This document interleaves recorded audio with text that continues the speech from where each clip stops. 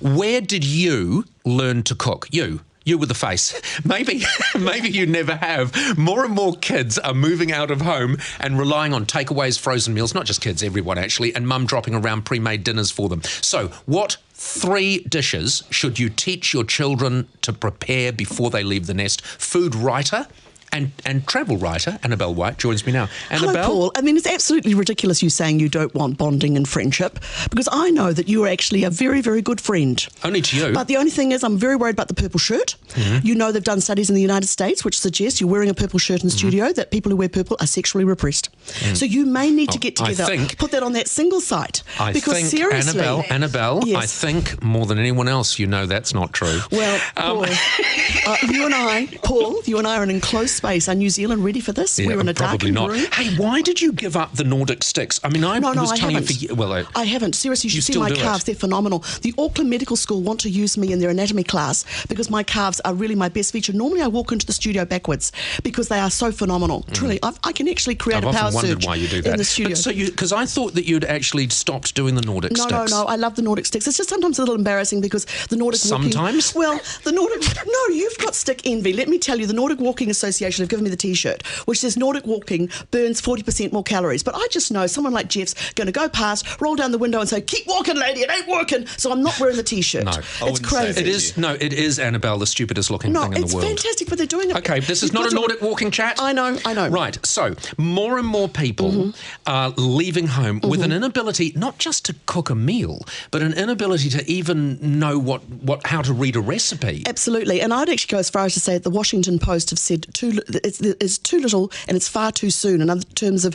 people have got to start to encourage their kids to cook at an early age. You want to sort of start when they're about 4, 5, 6. I mean, if they're actually able to put a roast into the oven, physically put it in, that's a great thing. Yeah. But it's actually up to the parents. The parents have got a responsibility here. Forget taking them to fine dining restaurants.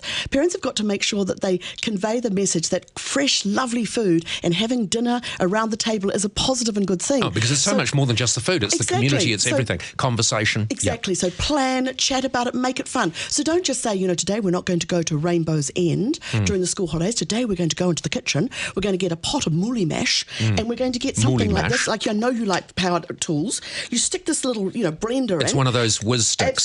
This is absolutely whiz the stick. tri-blade. Write that down. I can make a fortune. This into the thing, and it's absolutely phenomenal. And the kids will love this. This is better than a roller coaster ride. They'll love that. So if you engage your kids, you there get speaks them someone who's never been on a roller coaster. So if you engage with your kids, it's really, really a good thing, and encourage them to cook. One of the interesting things too is that this Washington Post thing has said that it's not good enough just to have children sort of there in the kitchen when you're doing it, because there are lots of examples of people who just assumed that their children had picked it up because they'd never actually said to them, okay, this is what we're doing. Right, I said to you before you came in, the 3 things your children need to be able to make before they leave the house. Yes. And Number one is a roast dinner, roast vegetables, roast meat. And I mean, we mentioned about tofu before. If you are vegetarian, then they should at least know how to cook tofu. And the interesting thing about that is there would be a lot of people that would hear that and think, oh God, where would you start? That's so complicated. No, it's really simple. But it's not, is it? As long as they've got enough ability to open the oven door and put it in, and you need to supervise them with the chopping of the vegetables if they're really little, because little children and knives are not such a great idea. But they certainly can wash, and they can scrape. They can use a scraper to get things off. And so by the time they leave home, they should be able to prepare a roast. They should be able, absolutely, and that's a no-brainer. Honestly, an 8-year-old can do a roast dinner. Well, if they're taught how to do it, yeah. Okay, number 2, stir-fry. This is a really good idea. Now, stir-fry is good because I think you need to make sure that if you take a child into the kitchen and say, I'm going to show you how to make a roux, which I agree with Hilary, is really important, simple white sauce. The thing is, it can be a bit boring for kids, but if they learn to do the mise en place, which they love, they've seen it on MasterChef, where they line up all their capsicums, they line up all their broccoli, and they get their little sauce, they get the wok going, it can be an engaging and fun thing to do. Number 3, rice. Yeah, now rice is interesting. Now rice... You can get rice wrong. You can get rice wrong, and you can also buy parboiled rice in little packets and heat it up in the microwave. But if you teach your children how to make rice effectively in, a pot on the stove or in the microwave, they can add bits to it. But the cool thing is, and I've talked to lots of people about this, the kids actually want to know how to make sushi. So if they learn how to cook rice, you can say, well, okay, we've learnt rice, now we can make it into sushi. Sushi's a bit tricky though, isn't it? Oh, sushi's fun. You go to the Japanese store and get some of those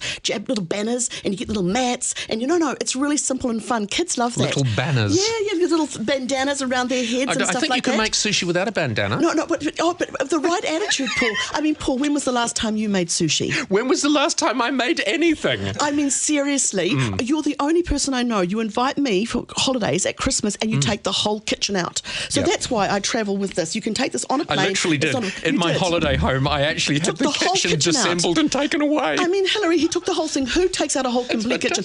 And you go down there and he's got much more room. Little camp burner. He's got a little camp burner and he's complaining about my calf muscles. I mean, honestly, I have to do something. Annabelle, the program's over. Thank you for coming in. Okay. Right, Annabelle is going to become a regular on the program too because she's got more energy than the rest of us put together. Annabelle White, thank you very much. Thank you, Food and Paul. travel writer. And that's it.